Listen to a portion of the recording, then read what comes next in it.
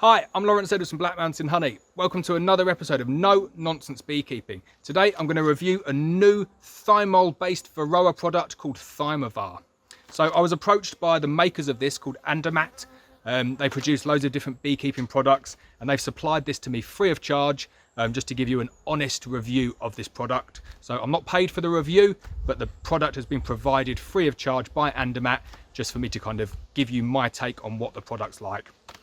So, a little bit of background about what the product is. Varroa is a big issue in the UK and across the world. Colonies really struggle with it, and I know that there's people out there who go treatment free, but I think they have to go through a really long, difficult process to get to a point where their bees can cope with Varroa. I'm definitely not one of those beekeepers, and like a number of us, we treat religiously. So you can either test your colonies for mites or you can just treat religiously. What we have at Black Mountain Honey and what most bee farmers have is what's called an integrated pest management plan. And that means that you're not using the same product year in, year out, or month in, month out. You don't want the mites to build up a resistance to any of the chemicals or any of the kind of organic oils that you're using. So this product here is made from thymol. So it is just kind of like an essential oil derived from thyme. It's a proven organic oil to use within beekeeping, and it impacts the proteins within the Varroa mite. So it physically alters the proteins and damages them within the Varroa mite. So the chances of building up resistance are slim, but it's not to say that you can't kind of build up a resistance to it. The mite might somehow modify itself to kind of resist this.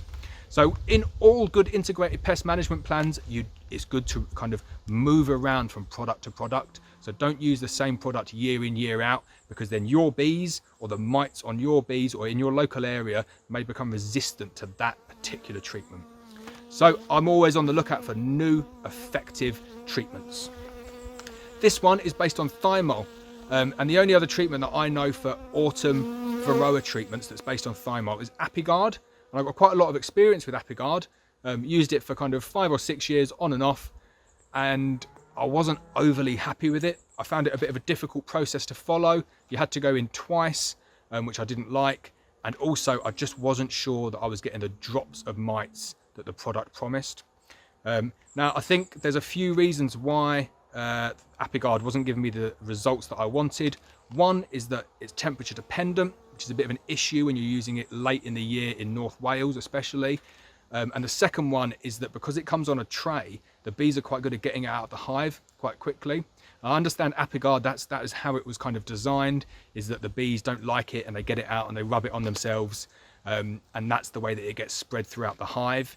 But I found, I mean, if you went back into kind of a hive 2 days after you put the treatment on, it had gone and they just removed it out of the hive. Now, I don't know whether that's kind of given them enough of an exposure to it to damage them, but I just wasn't entirely sold on it. So they were my kind of gripes with Apiguard. So let's get to the product review for Thymovar. So I'm going to focus this review on the process behind the actual kind of use of Thymovar, how easy it is to use, and give you a bit of a background in terms of the process as well. So Thymovar, it is still a 2-treatment process. It's a bit of a pain. When I was speaking to the guy, I really wish that they could develop something with thymol where it's just kind of, you put it in once and you leave the colonies as they are. So you need to put these in, but they don't stay in just for 2 weeks at a time. They stay in for 3 to 4 weeks at a time.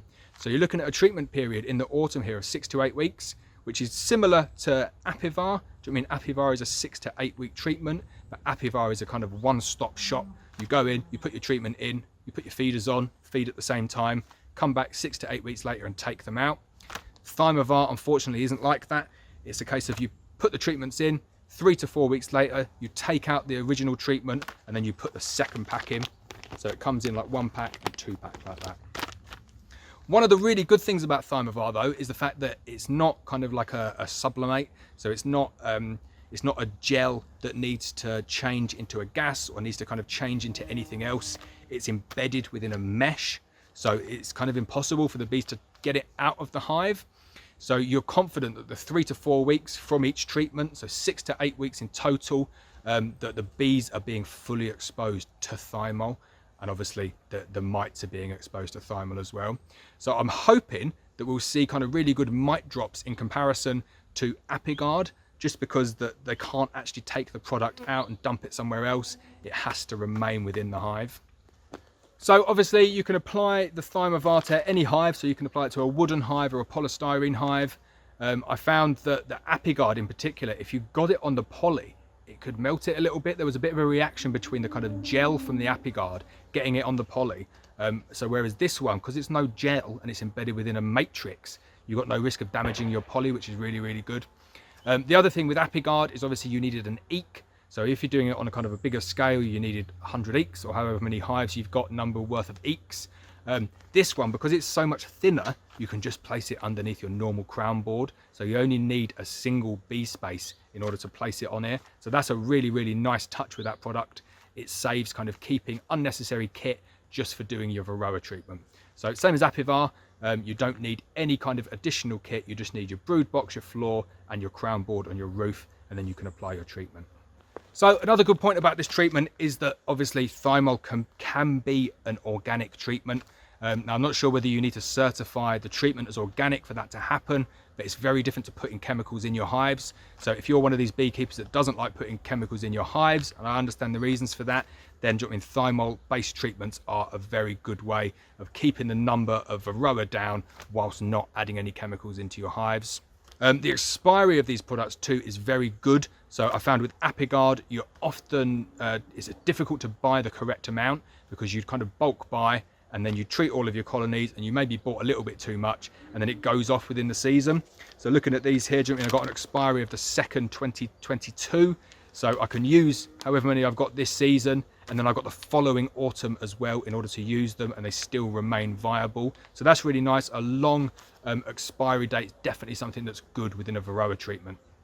So the literature on this says that you can feed at the same time, but it also does mention that if there's any kind of impact on feeding as a result of putting this in, what you should do is block off the feeder until you take the treatment off, and then give them a few days feeding, block it off again and put the second treatment in.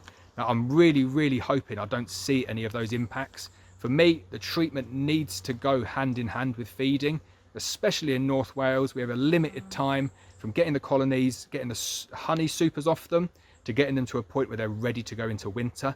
Do you know what I mean? They come to a point early in the year up here where they start to cluster, and I need to have taken the honey off, got them treated, got them fed, obviously making sure they're kind of queen right throughout the way. And if I can't treat and feed at the same time, it lengthens that process, which causes a number of issues. So I'm going to cut open a couple of these. I'm going to treat a couple of my colonies this year with the Thymovar. I'm just going to pick a couple of colonies at random, and I'll put the product on and I'll see how it goes. Right, so we're here in the Valley Apiary. This is a colony that I bred from my F0 Buckfast. This is actually the starter that I used that now is just a normal colony again. It's about a half colony, so I'm only going to use half of the Thymovar on it. I'm going to read the instructions, make sure I use the correct dose, and I'll just show you how I do it. So what I thought was quite cool on this product is that each and every packet has got like a little kind of info pamphlet on it in loads of different languages. It's a nice touch because obviously you kind of take it out into the field, you might forget something or you might want some kind of specific information. It's all there ready to go directly on the actual product as opposed to in the box. So it talks a little bit about temperature in here. Best efficacy is achieved when the maximum daytime temperatures are between 20 and 25 degrees throughout treatment. Reduced product efficacy occurs when average temperatures fall below 15 degrees during treatment. Do not apply if outside temperatures exceed 30 degrees C. So that's a really, really important note to make. Obviously we don't have that problem in North Wales because it never gets that hot. But saying that, it is actually due to get to 26 degrees tomorrow. So I think I'm safe to use it and hopefully we'll see some good results. So in terms of the time of the treatment, it says, do you know what I mean, it's a late season treatment. So you want to get it on as early as you can, late in the season. You cannot use it with your honey supers. That goes without saying. You don't want to taste it. Thymol's very kind of recognizable taste. You do not want your supers anywhere near this. So make sure you've taken all your supers off. You're down to just your brood box. But as soon as you've taken those supers off, you can get these treatments on. So this is how they come. It's like kind of like a bit of a mesh. Quite hard to explain. It's soft in some areas, really hard in other areas.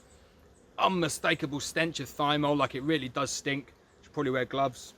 So it says for a full brood box colony, so a full national colony, you should take one of these strips, cut it in half, and then that's your first treatment. So you're using 2 strips per colony per year, but you're doing 2 treatments. So for this first treatment, I'm going to take this up, you need to cut that in half to give you 2 half strips, and then you're going to place them in specific areas within the hive for 3 to 4 weeks. You'll come back, take these out, discard of them, and then you'll add another 2 half strips in there. So they're really easy to cut. You can cut them with the scissors or you can cut them with a knife. It's kind of like a bit of a weird filling in there. And again, really, really strong thymol smell. So this colony here, it's over 7 or 8 frames of bees. So I'm just going to treat it as if it's a full colony. I think you want to slightly over treat with this as opposed to under treat. So I'm not going to start cutting the strips down into thirds or 2/3. And really, really simple. All you do is you take your 2 half strips and you just place one there and one there. Simple as that. Really, really thin strips. You don't need an eek for them. Really, really easy administration. So we're going to keep the feeder on with this one because obviously we're using our Swienti feeder with the rim. That's my crown board. Place your feeder back on and then you can try and feed, see if they take it down. I'm going to stick some feed in here and see how they get on. I think they'll take it down. I've had good success feeding with Apiguard in the past, so hopefully they're not going to have any issue with that. And that's it. It's as simple as that. Like, it's a really quick, easy treatment. I've got loads more strips there, so I'll go around, I'll do a few other hives within the colony and I'll see how they get on. So that's it. It's a really, really simple product to use. Like I said, I'm reserving judgment on it. I can't kind of give you any information in terms of its efficacy until I see the drops from the colonies that I've put it on. But more importantly, I want to see those colonies get through into the new year with very, very minimal signs of Varroa, preferably no signs of Varroa. So we'll do a follow-up video next year showing you these colonies again. And obviously, do you know what I mean? That's the product that we're using on them, Thymovar. And if it works well, then definitely will adopt this product into my integrated pest management plan.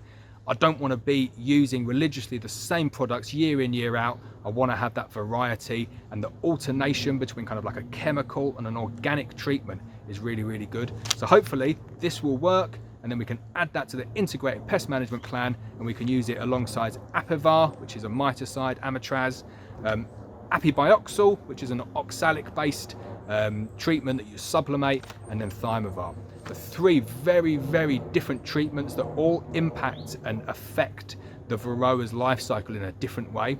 So by kind of like combining those, using them at different times of the year, should have a really, really good chance of keeping the Varroa load and the pathogenic load on the bees to an absolute minimum. So I hope you've enjoyed the video. Please hit the subscribe button. Please hit the bell so you're notified of every video, and I'll see you next time.